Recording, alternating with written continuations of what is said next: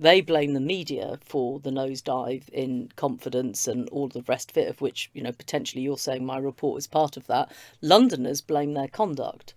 So, and I said yesterday, and I'll say it again today, if serving police officers didn't go out, and I don't know when this is going out, so I'll use careful language, indecently expose themselves on a public train twice, get a criminal record for that, and then not be sacked. Louise, you don't have to do that. We're a podcast, and I actually prefer you to use the language that reflects. He was openly masturbating during the daytime on a train with an elderly couple that asked him to put it away.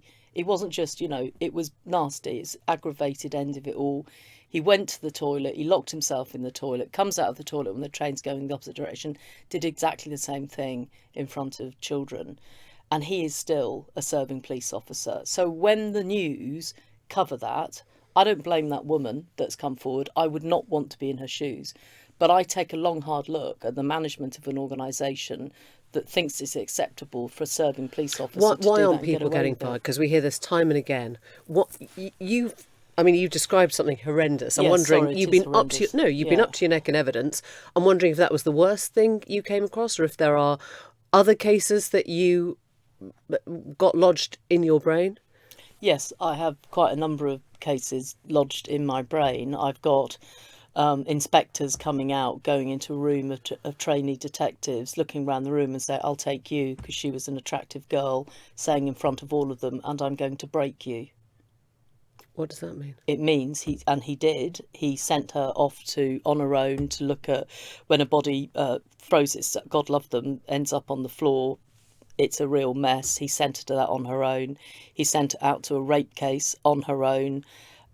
Horrific rape, very, very difficult. She'd been a trainee detective for weeks, and over a period of time, and people in the team were saying, "Look, we'll go with you." He was saying she has to learn. He wanted to show that he didn't agree with direct entry trainee detectives. He was a misogynist in the actual meaning of the word, and sexist. She left the force. They lost a really good officer. I've got people where officers if you make an allegation, this is a pattern, we've established a pattern. If you make an allegation, particularly as a woman, against a man, they're normally making allegations against somebody more senior. That's what the evidence shows. There will be a campaign of counterclaim. There will be a campaign. Sometimes they leave it 6 months, sometimes they leave it 12 months, and they then counterclaim. The idea that women, like we've just heard, can do anything about that toxic environment on their own, my report does not make that worse for them. It blows it open and shows what's going on, and means that we all have to take some responsibility, particularly the leadership of the Mayor and the Home Office, doing something about it. The Newsagents. This is a Global Player original podcast.